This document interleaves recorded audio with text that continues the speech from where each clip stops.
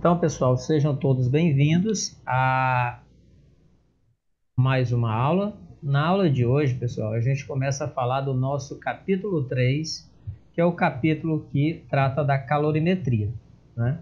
De que é que trata esse capítulo? Nesse capítulo aqui, a gente vai estudar as formas como o calor se propaga, tá certo? E, claro, como o próprio nome já tá dizendo, esse termo metria significa medir, né? Medida. Medir o quê? Medir calor. Então, nesse capítulo, além de ver os processos de transferência de calor, né? A gente verá também, como medi-lo, né? Como medir essa transferência de calor. Então, na aula de hoje, nós iremos ver apenas os processos de transmissão de calor.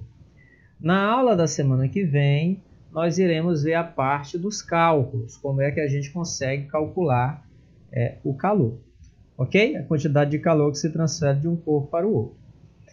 Então, resumindo, né, recapitulando, calor é o quê? Calor é uma energia térmica, mas não é uma energia térmica que está armazenada num corpo, e sim uma energia térmica que se transfere entre corpos ou sistemas. Então, quando eu tenho uma energia que se transfere de um corpo para o outro, e essa transferência de energia se dá devido à diferença de temperatura, eu dou o nome de calor. Então, calor é uma energia que se transfere de um corpo para o outro ou entre sistemas, né? Devido à diferença de temperatura. E a nossa calorimetria é a parte da física responsável pelo estudo da propagação do calor, como medir, claro, a quantidade desse calor transferido, ok? Então eu tenho aqui, olha, uma chaleira, onde essa chaleira eu armazeno uma água dentro dela ali para elevar a sua temperatura, e eu forneço energia para esse sistema, chaleira, água, através dessa chama, né? Da chama do fogo é quem vai fornecer esse calor para a água que está lá dentro da chaleira. Bem, quais são as unidades de calor, pessoal? No Sistema Internacional de Unidades, a unidade é o joule. Por quê? Porque calor seria o quê? Seria uma forma de energia. Quando eu me refiro a calor, eu me refiro a um tipo de energia, a uma forma de energia. Na verdade, um processo de transmissão de energia. Então, a unidade padrão no Sistema Internacional para energia é o joule, né? O joule. Em homenagem a um físico inglês chamado de James Prescott Joule, né? Ele foi muito importante, pessoal, lá na Revolução Industrial, devido ao estudo dele através de máquinas térmicas lá no início do século XVIII.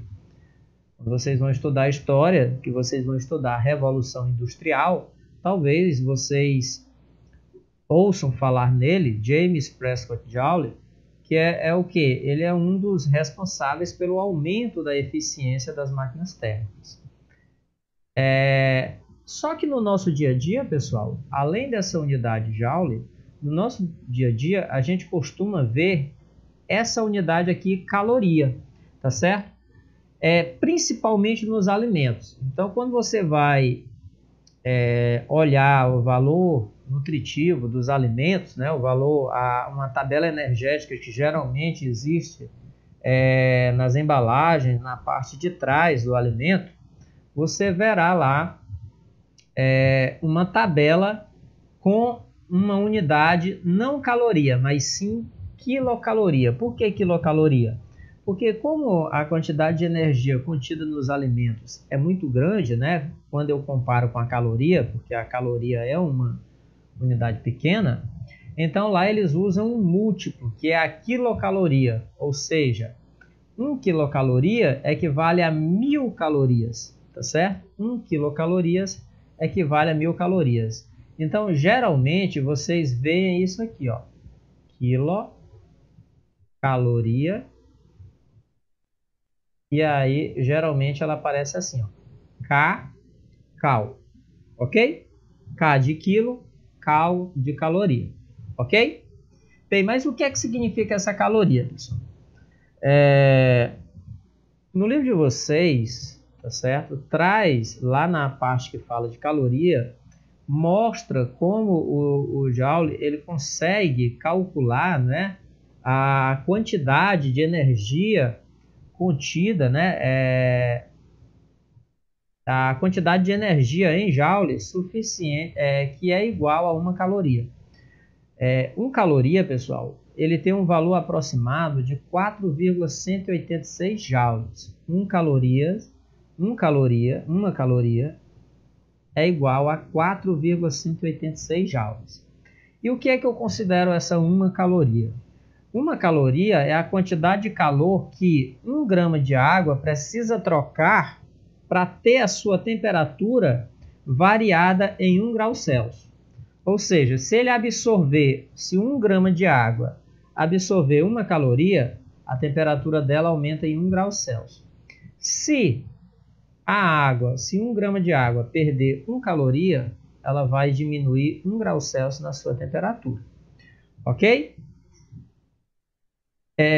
O livro de vocês também trazem outras unidades de energia, pessoal, como o quilowatt-hora, que é uma unidade que a gente utiliza na nossa energia elétrica que a gente consome. A gente paga essa energia em quilowatt-hora. E tem também uma outra unidade de energia, tá certo? Que é chamada de BTU, tá certo? Chamada de BTU. Essa energia, pessoal, essa unidade de energia aqui, ela é muito utilizada aqui no nosso dia a dia em ar-condicionados, ok? Em ar-condicionados a gente costuma utilizar. Só um segundo aqui.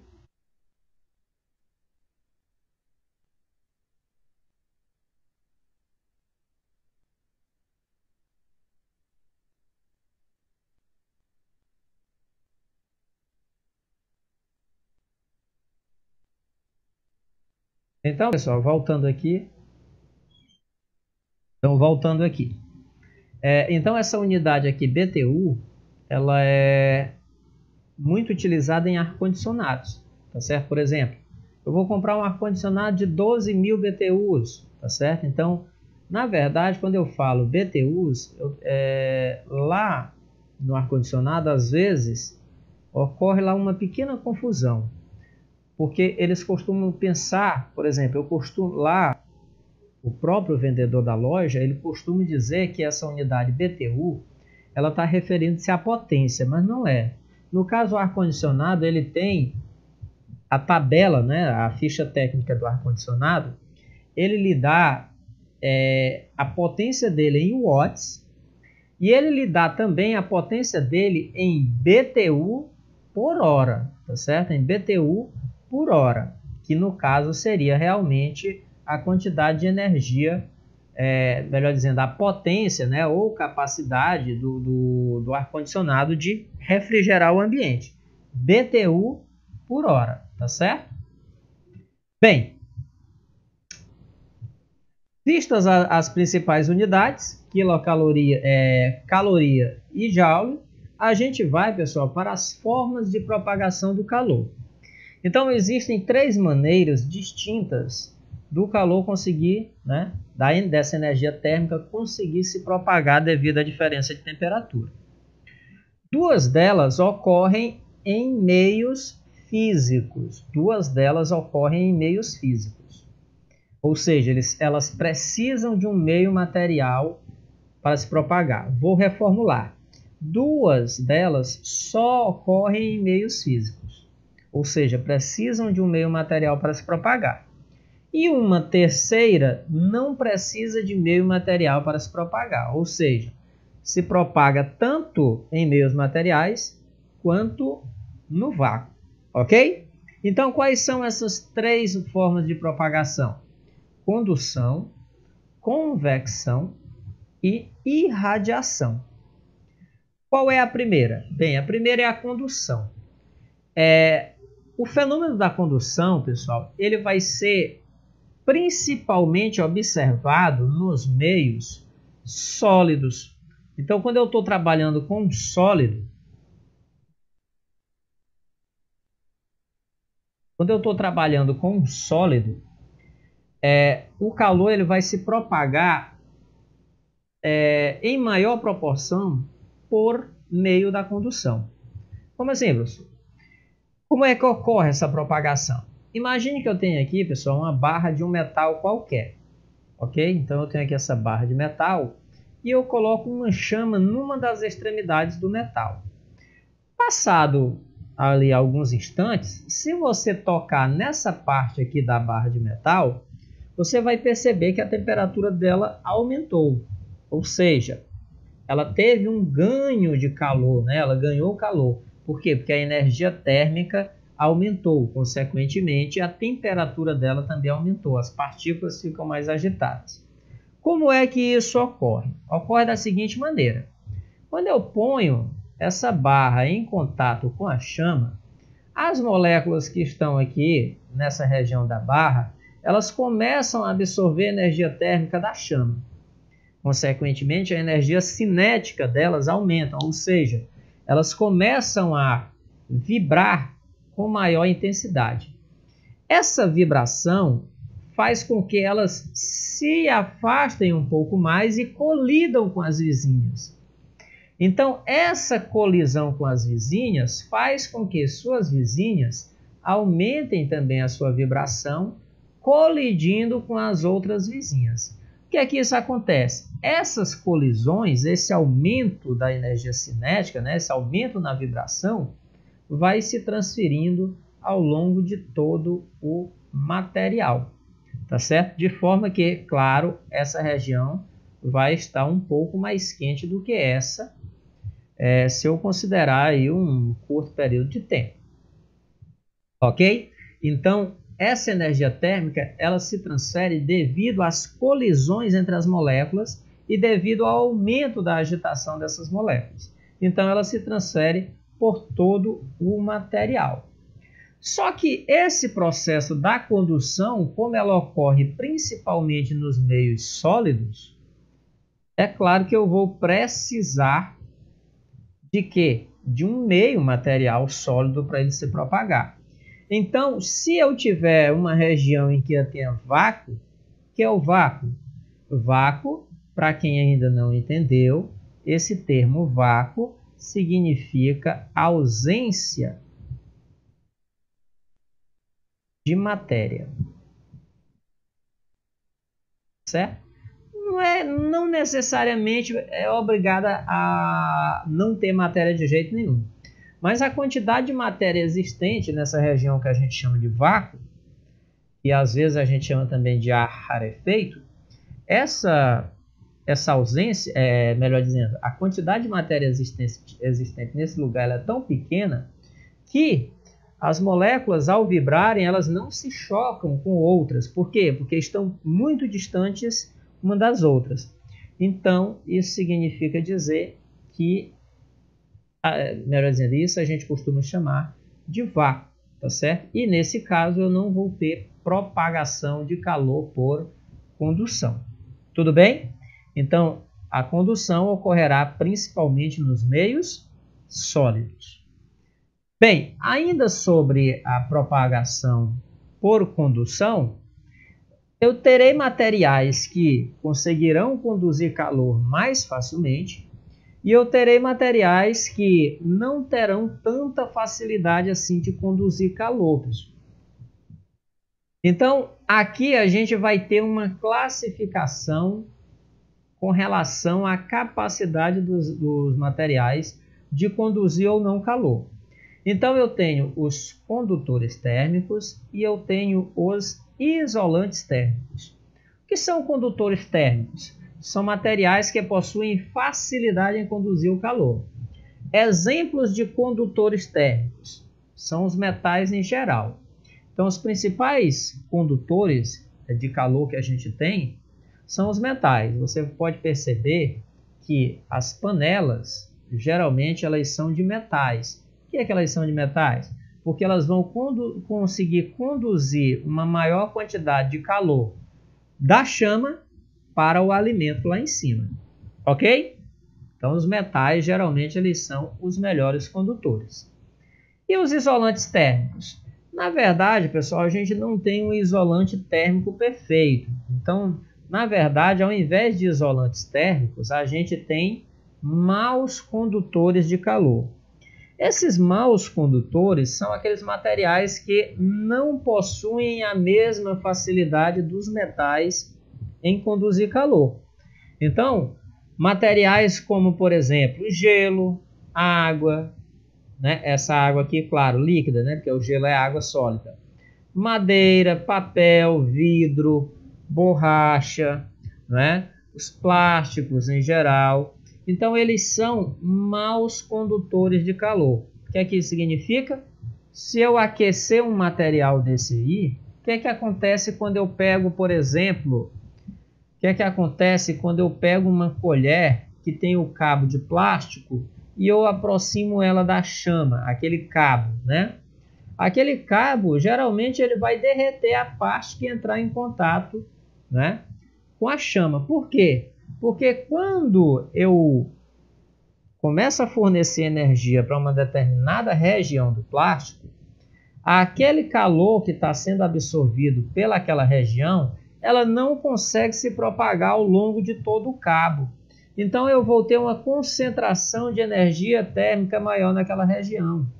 Essa energia ela não consegue se transferir ao longo do cabo. Isso vai fazer com que a temperatura daquela região aumente tanto que atinja a temperatura de fusão do plástico naquela região, fazendo com que o plástico derreta. Ok? Então, pessoal, nessa questão aqui de condutores e isolantes, a gente tem alguns fenômenos que a gente vê no dia a dia. Quais são esses fenômenos que a gente vê no dia a dia?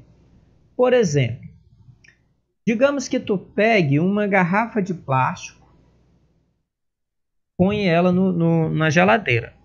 Aí tu pega uma garrafa de metal e leva ela também à geladeira, ambas com água. E aí tu deixa lá elas por um longo período até que elas atinjam a mesma temperatura da geladeira.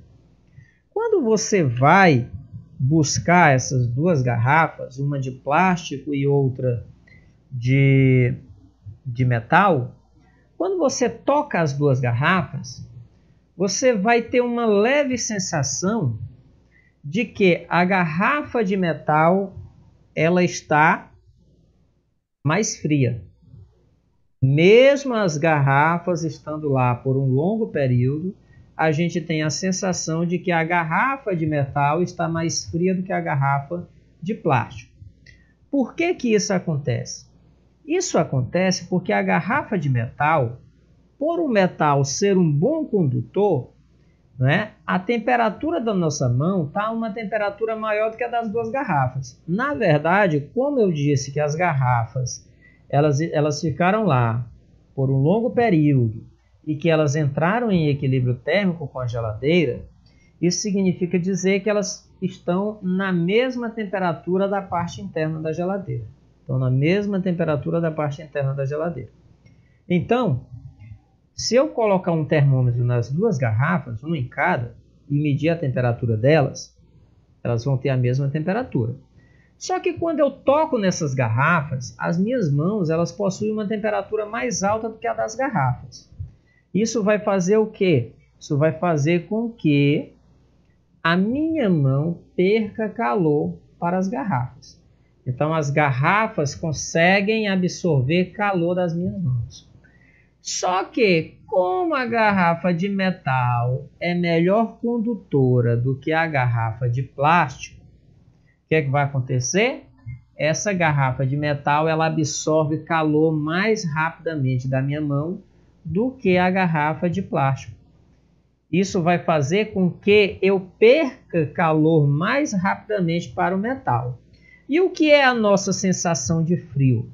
A nossa sensação de frio, pessoal, é simplesmente a perda de calor para o ambiente.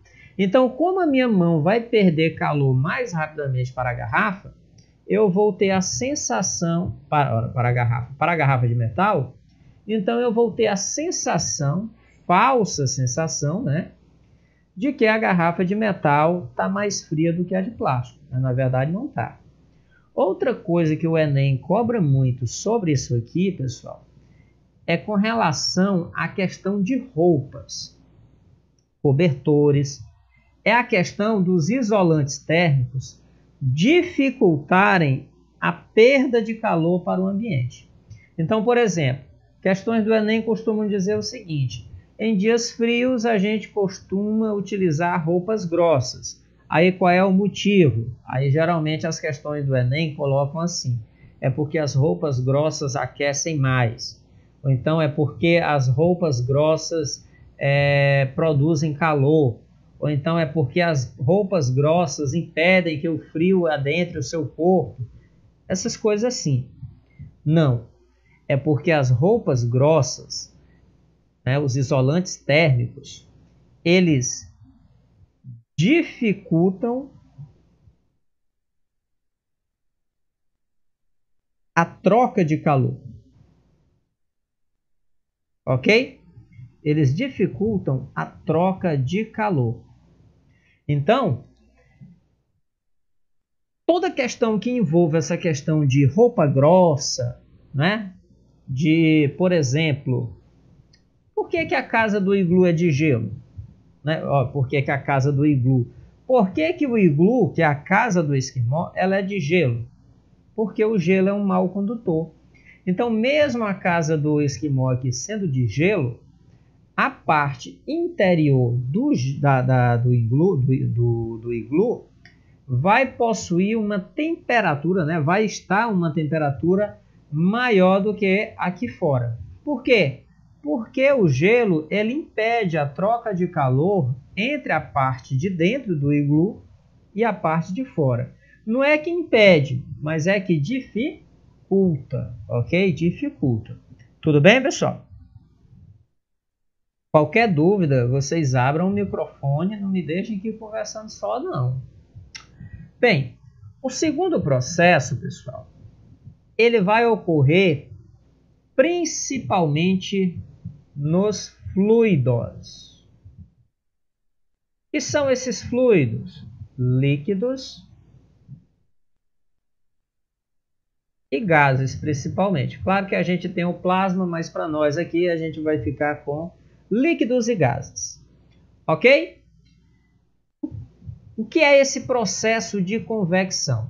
Então, o processo de convecção é o processo de propagação de calor no qual a energia térmica muda de local, acompanhando o deslocamento do próprio material aquecido. Como assim, professor? É o seguinte, vamos olhar aqui para essa figurinha. Eu tenho aqui um recipiente contendo um líquido, a gente pode dizer que é água, e aí eu tenho aqui um bico, né, que fornece uma chama, onde essa chama vai aquecer essa água. Essa região aqui embaixo é a primeira a receber essa energia oriunda da chama. Então, o que vai acontecer com essa porção de água que está aqui no fundo do recipiente? Ela vai ter um aumento de temperatura. E aí, pessoal, a gente já viu anteriormente que quando eu aqueço um corpo, a gente falou disso lá na dilatação térmica, quando eu aqueço um corpo, geralmente ele vai variar o seu volume. Então ele aumenta o seu volume. Se ele aumenta o seu volume, ele diminui a sua densidade, tá certo? Se eu aumento aqui o volume, ó, eu diminuo a densidade. Aí o que é que a gente viu, pessoal? Lá quando a gente estava falando de empuxo. A gente viu quando a gente estava falando lá de equilíbrio, né? Lá na hidrostática, equilíbrio dos líquidos, né? Dos fluidos, que quando eu tenho um corpo mais denso, ele afunda, e quando eu tenho um corpo menos denso, ele flutua. Então, o que é que vai acontecer aqui? Quando essa massa de água que está aqui no fundo, ela aquecer, ela vai se expandir, diminuindo a sua densidade. Consequentemente, ela vai subir. E aí, claro, quando ela sobe, aquela massa que é mais densa, desce. Essa massa que desceu, ela continua absorvendo energia oriunda da chama e vai aquecer a uma temperatura maior do que a que subiu. Então, ela vai se tornar menos densa do que a que havia subido. O que é que vai acontecer? Ela vai subir e a que subiu primeiro desce. E aí ela aquece, se expande mais ainda, sobe. A outra desce, aquece, se expande mais ainda e sobe. E esse processo de sobe e desce das massas de água fica se repetindo até que todo o líquido atinja a temperatura de ebulição, né, daquele líquido. Então, a gente percebe que esse processo de convecção ele ocorre devido à diferença de densidade. Então, atenção para isso aqui. Qual característica é responsável pelo processo de convecção? A principal característica é a diferença de densidade. Ela é quem proporciona a propagação de calor por convecção. Esse processo, pessoal, ele é responsável também pelos ventos, tá certo? E como eu preciso de um fluido para que ele ocorra, é claro que ele não vai ocorrer no vácuo, tá certo? Então eu não vou ter uma propagação de calor por convecção, por exemplo, no espaço. No espaço, que é onde eu tenho vácuo, eu não vou ter um processo por convecção. Bem, dois fenômenos, o autor da gente destaca alguns fenômenos devido à convecção. Eu vou trazer dois para cá, que são a brisa marítima e a brisa terrestre. Como é que ocorrem esses fenômenos? Bem, primeiramente a gente vai falar da brisa marítima. A brisa marítima ela ocorre durante o dia. E como é que se dá? Bem, ao longo do dia, pessoal, a água do mar e a areia da praia, elas estão absorvendo energia. Só que o que é que acontece? A areia, ela varia a sua temperatura bem mais do que a da água. Então, se você vai à praia, por exemplo, se você vai à praia durante o dia, ou você vai mesmo num rio durante o dia, você vai perceber que a areia é muito mais quente do que a água. O que é que acontece?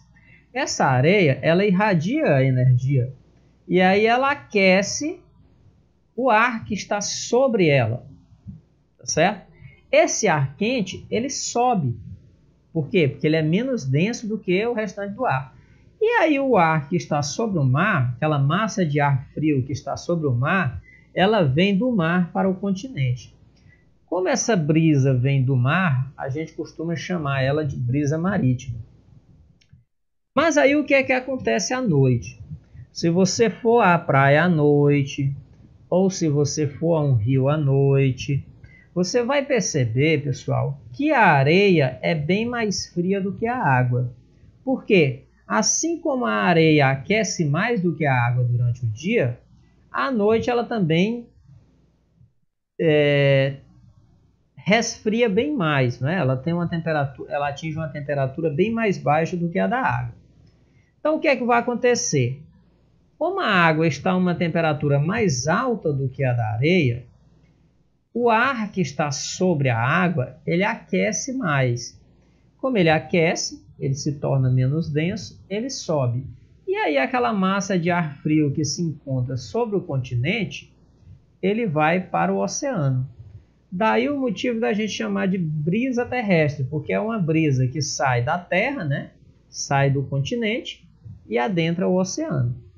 Tudo bem? Alguma dúvida, pessoal?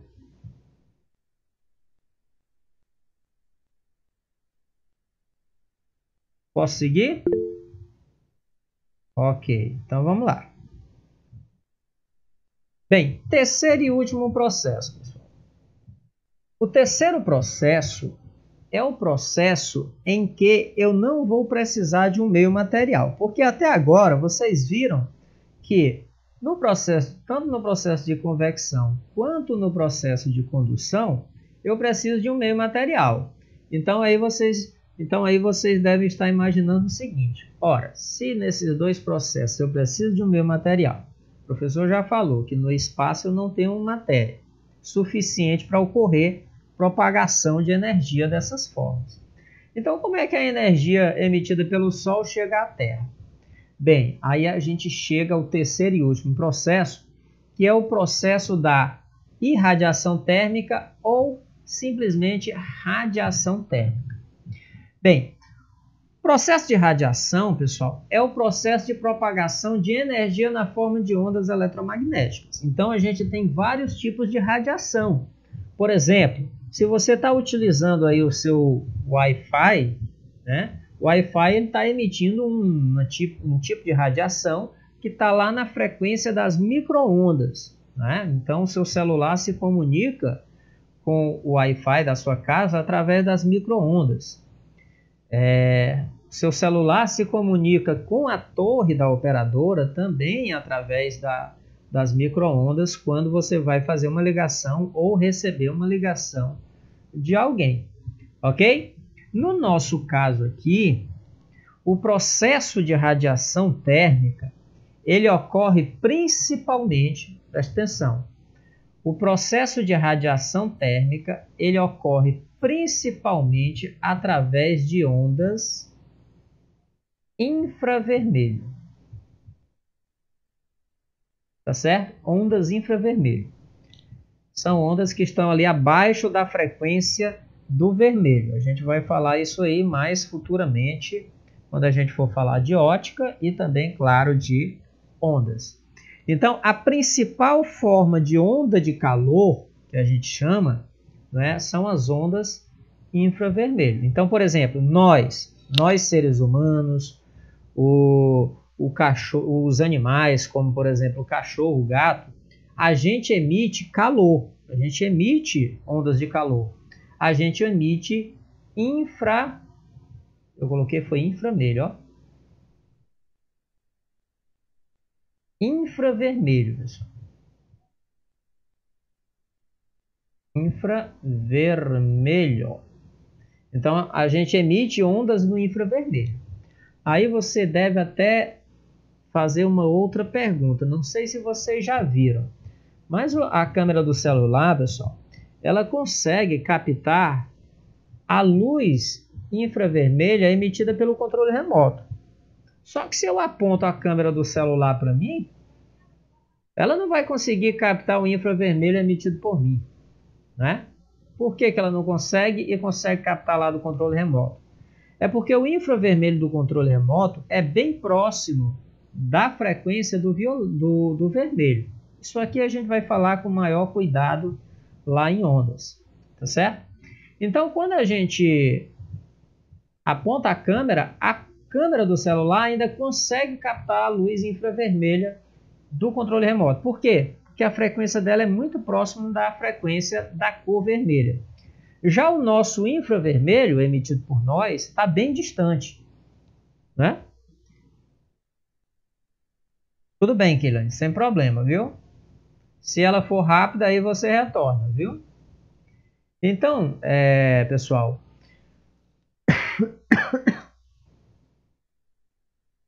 como essas ondas como essa forma de radiação ela viaja através de ondas eletromagnéticas, as ondas eletromagnéticas elas não precisam de um meio material para se propagarem, porque elas viajam elas se propagam devido à variação de um campo elétrico e de um campo magnético. Isso aí também coisas que a gente verá futuramente.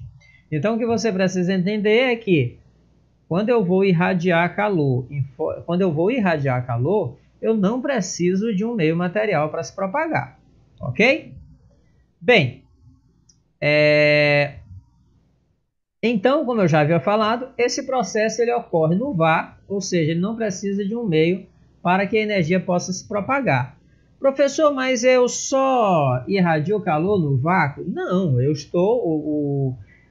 eu vou ter uma irradiação de energia, tanto faz eu ter material como não. Eu vou ter essa irradiação de energia. Por exemplo, quando tu chega próximo, pessoal, do fogão, né? Por exemplo, vou colocar lá uma água para ferver, então eu vou levar ela ao fogo. E aí, se tu tá ali de lado com o fogão, tu sente, vamos dizer assim, aquela quentura do fogo. Só que aquela quentura, ela tá de lado. Tu tá de lado com o fogão. Então, quando tu está de lado com uma chama e tu sente a quentura daquela chama, né? Aquilo ali seria tu absorvendo o calor emitido por ela, né? Tu absorvendo a energia emitida por ela. Essa emissão de energia ela está ocorrendo principalmente por radiação. E aí eu vou voltar aqui na convecção para eu explicar uma coisa. Vocês devem estar percebendo que em todos os exemplos da convecção, Vitor, em todos os exemplos da convecção, veja, as massas de ar ou de água sobem e descem. Sobem, né? E aí, claro, a outra vai ocupar aqui, apesar de estar aparecendo aqui, mas ela ocupa aqui embaixo. Aqui da mesma forma. Então, essa convecção, pessoal, ela vai ocorrer principalmente na vertical, tá certo? Ocorre na vertical.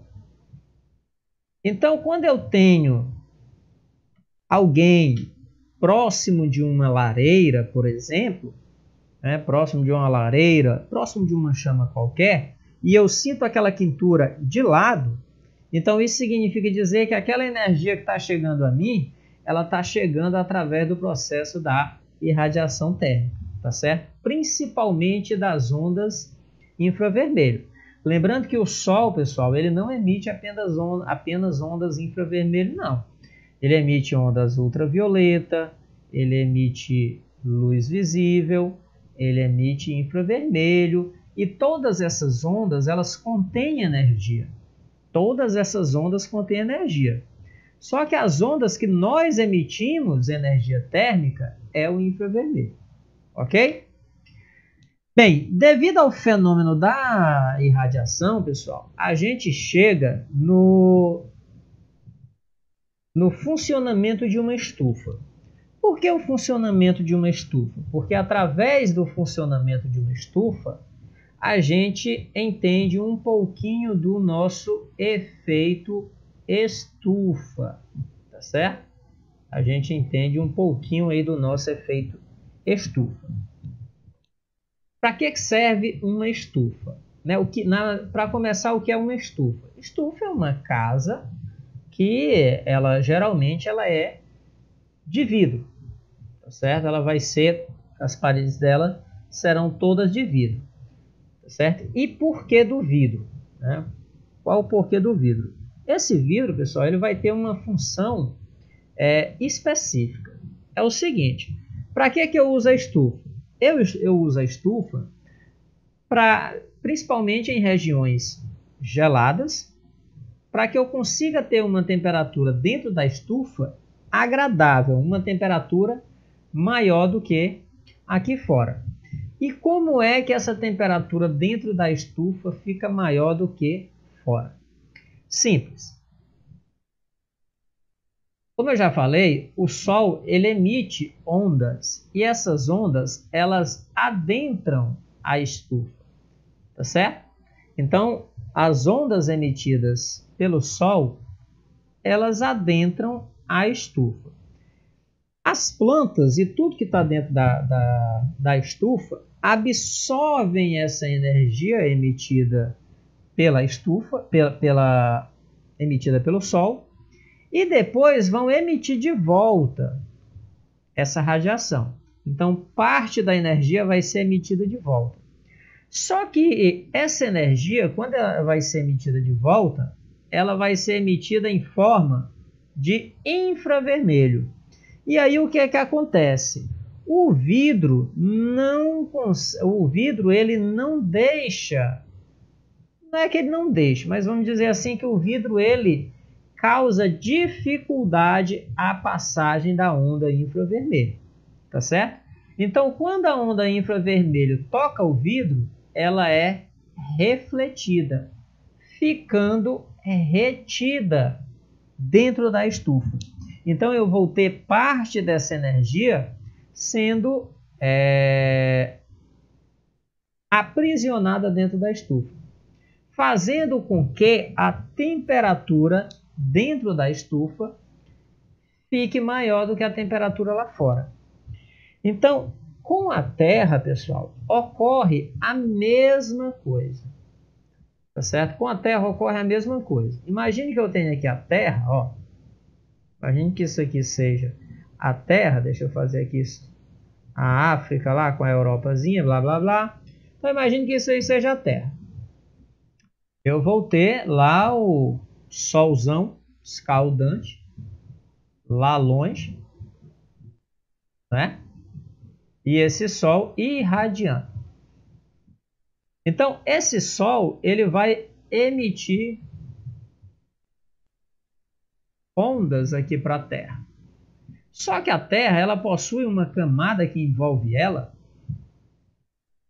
chamada de atmosfera, uma camada de ar que envolve a Terra chamada de atmosfera.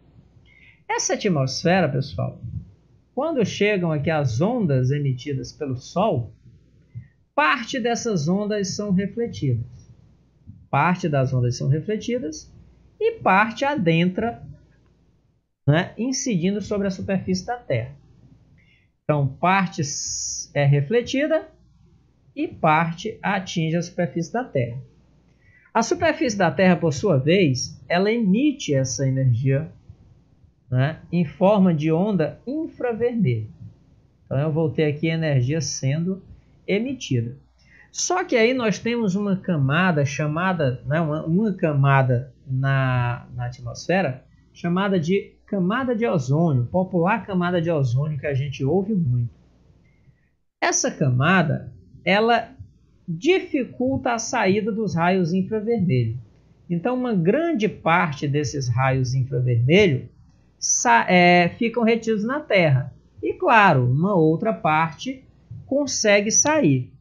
Só que como parte dessa energia fica aprisionada na Terra, o que é que acontece? Essa energia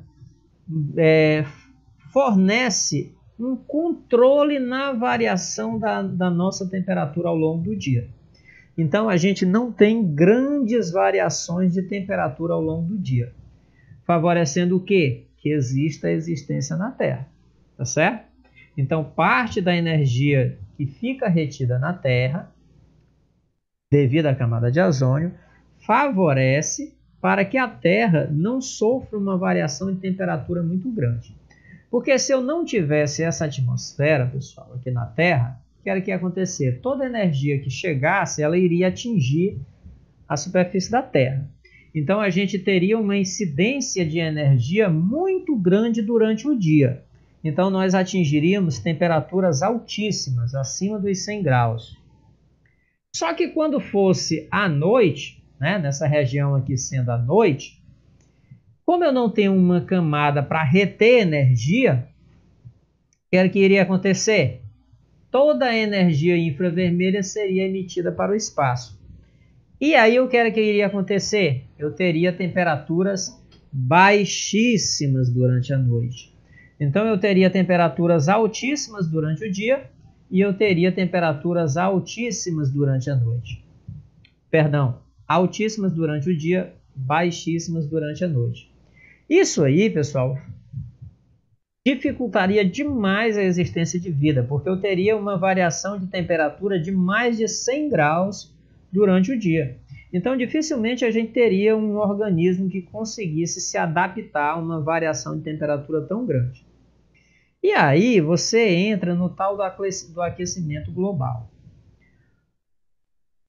Por que, professor, que é batido tanto nessa questão do aumento, né, do negócio lá da camada de ozônio? Bem, essa questão do aquecimento global, pessoal, a gente não vai conseguir falar hoje, tá certo? Eu vou só falar aqui de forma bem resumida, mas não dá para a gente entrar em detalhes. É o seguinte: se eu aumentar a concentração de gases, né? Existe uma grande polêmica no entorno disso. A gente tem defensores de que o CO2 contribui para o aumento da temperatura. A gente tem estudiosos que dizem que não tem comprovação científica de que o CO2, o que é o CO2? É o gás carbônico. Ele contribui para o aquecimento. Então tem muito esse embate. Mas a teoria é o seguinte: se eu tiver uma concentração muito grande de CO2 na atmosfera, esse CO2 vai fazer com que cada vez mais raios infravermelhos fiquem retidos na Terra. Ou seja, mais energia fique retida na Terra. Isso fará com que eu tenha um aumento de temperatura, né, com que eu tenha uma média de temperatura, melhor dizendo, maior. E isso aí provocaria o quê? Provocaria um aquecimento dos mares, derretimento das calotas polares, elevação do nível do mar devido ao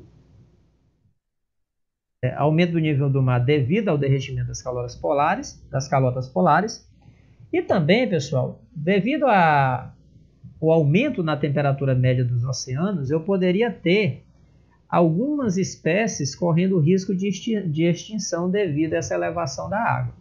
Tá certo? Então isso aqui não é um tema, isso aqui é um tema da gente falar várias horas. Então eu aconselho vocês a lerem a respeito dessa questão do aquecimento global, tá certo? Não é só ler uma chargezinha em rede social, não. É realmente lerem a respeito do efeito estufa e aquecimento global. Já foi mais batido em Enem. Hoje em dia não está sendo mais tão debatido assim, ok? Já há alguns anos. E aí, pessoal, por último, a gente chega na garrafa térmica, ok? Qual é a função da garrafa térmica? A garrafa térmica ela não foi inventada para conservar o seu café a uma temperatura, né, quentinha, não. Lá no final do século XVIII para começo do século XIX,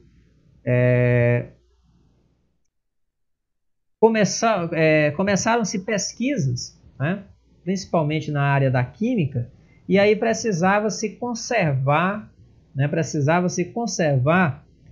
substâncias a temperaturas bem baixas. E aí não tinha-se como se diz, um dispositivo capaz de manter, né, essa temperatura constante. Então criou-se um dispositivo chamado de jarra de Dewar, né, que posteriormente foi patenteado por uma indústria e aí começou-se a vender ela, claro, para poder tanto conservar o cafezinho quentinho como bebidas geladas. Mas como é que funciona a garrafa térmica? Bem, a garrafa térmica, pessoal, ela é constituída pelo seguinte. Aqui dentro eu tenho uma região que a gente chama de bulbo, né, que é a garrafa térmica em si. Ela é formada por duas paredes espelhadas, né, uma parte de fora e uma parte de dentro. E entre essas duas paredes eu tenho uma região que é o vácuo. Na verdade, eles conseguem extrair ao máximo o ar de dentro dessas paredes, deixando um ar bem rarefeito, ou seja, com uma quantidade de partículas bem pequena, que chega a se assemelhar ao vácuo. Então, esse vácuo ele vai impedir o quê, pessoal?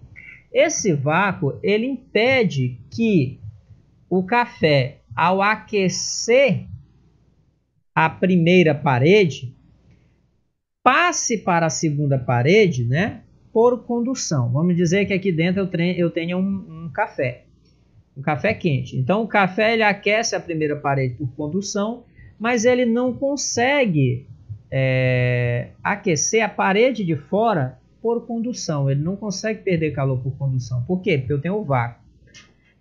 Só que como eu também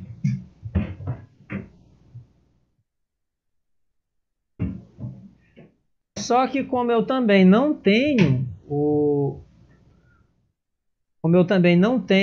ar, eu também não vou ter a convecção, tá certo? Eu não vou ter a convecção. Por que eu não vou ter a convecção? Porque para eu ter a convecção, eu preciso ter matéria. Como eu não tenho ar, a segunda parede também não aquece por convecção, tá certo? Só que Por que que essa parede tem que ser espelhada? Por que que não pode ser um simples metal qualquer ou um vidro qualquer? Porque, pessoal, esse café ele consegue irradiar ondas infravermelhas. Então ele consegue irradiar ondas infravermelhas. Só que quando eu coloco uma parede espelhada, essa parede espelhada impede a saída das ondas infravermelhas emitida pelo café. Então veja, o vácuo ele consegue anular a convecção e a condução, e a parede espelhada consegue impedir a irradiação. Só que a parede de fora, pessoal, ela também tem que ser espelhada. Por que que ela tem que ser espelhada? Porque se ela não fosse espelhada, eu teria a entrada, né, de ondas infravermelhas para o café. Então, por isso que ela tem que ser espelhada pelos dois lados, porque aí ela impede tanto a saída quanto a entrada de ondas infravermelhas. Então, basicamente é isso que a garrafa de café faz. Claro, eu vou ter que ter uma tampa de um material também mal condutor para impedir aqui a convecção e a condução. Mas, claro,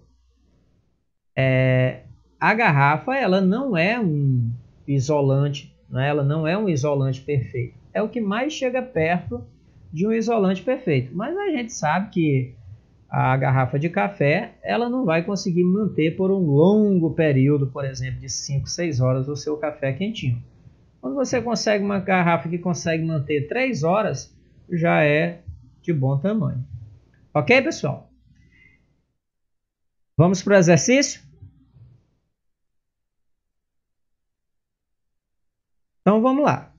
Ó, um grupo de amigos compra barras de gelo para um churrasco. Num dia de calor, né? Num dia de calor. Como as barras chegam com algumas horas de antecedência, alguém sugere que sejam envolvidas num grosso cobertor para evitar que derretam demais. Essa sugestão então perceba o seguinte, eu vou embrulhar o gelo com um cobertor grosso.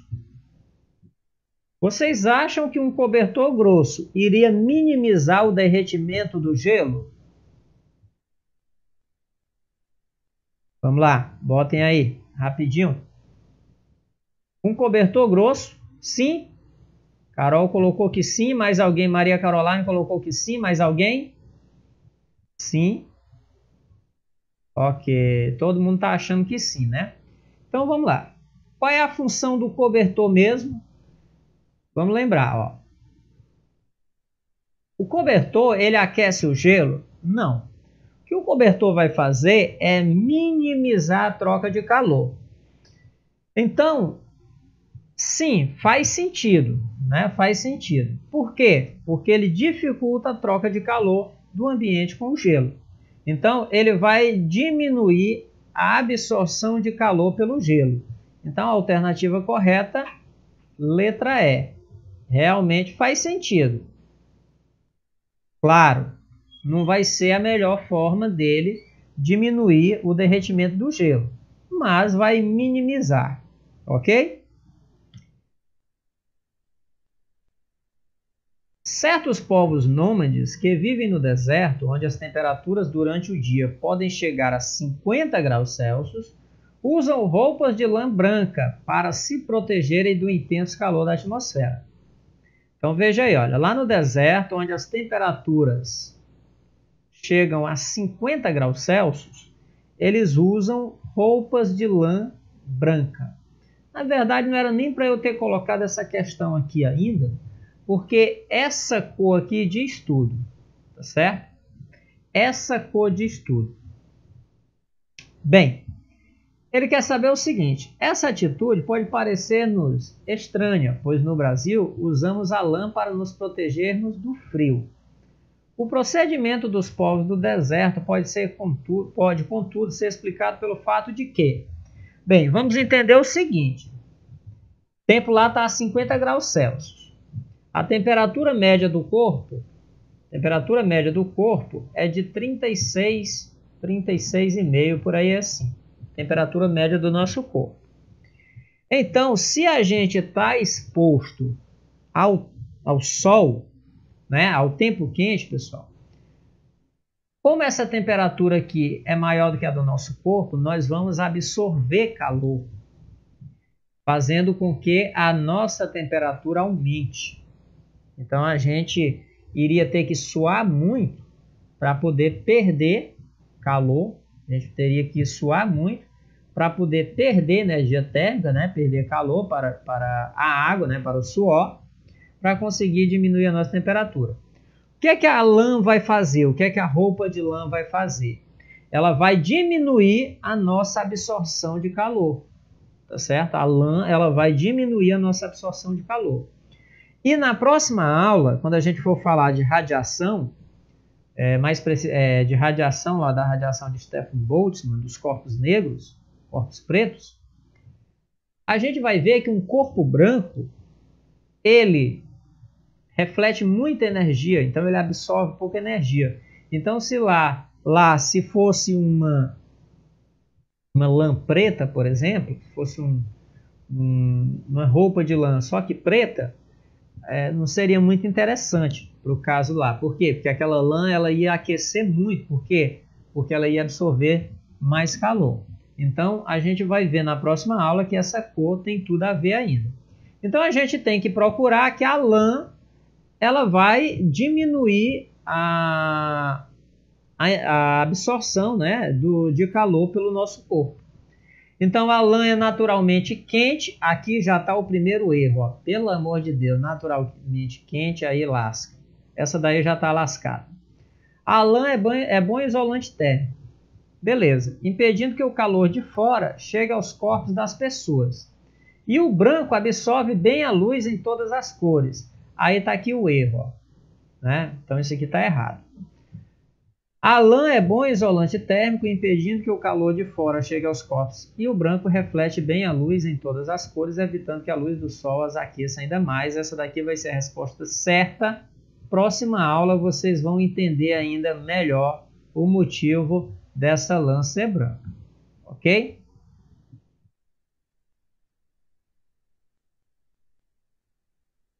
Bem, ó, deixa eu ver aqui.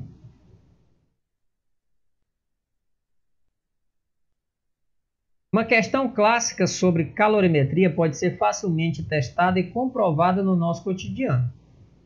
Trata-se, faltou aqui o hífen, ok? Trata-se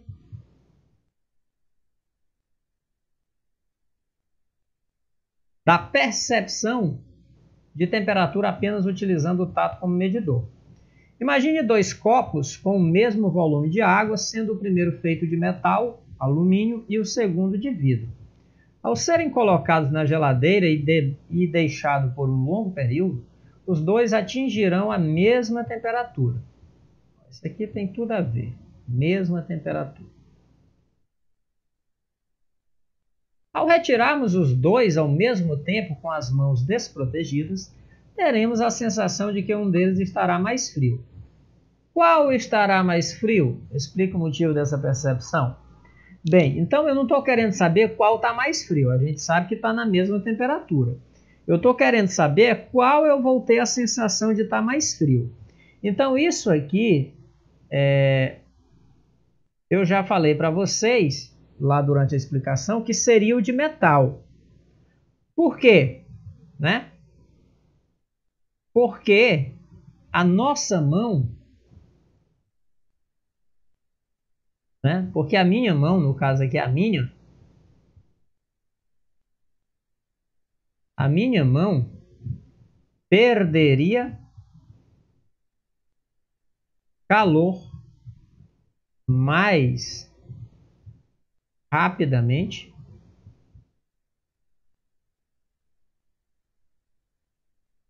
devido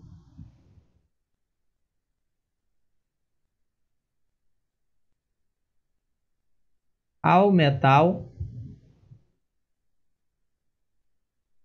ser um bom condutor. Ok?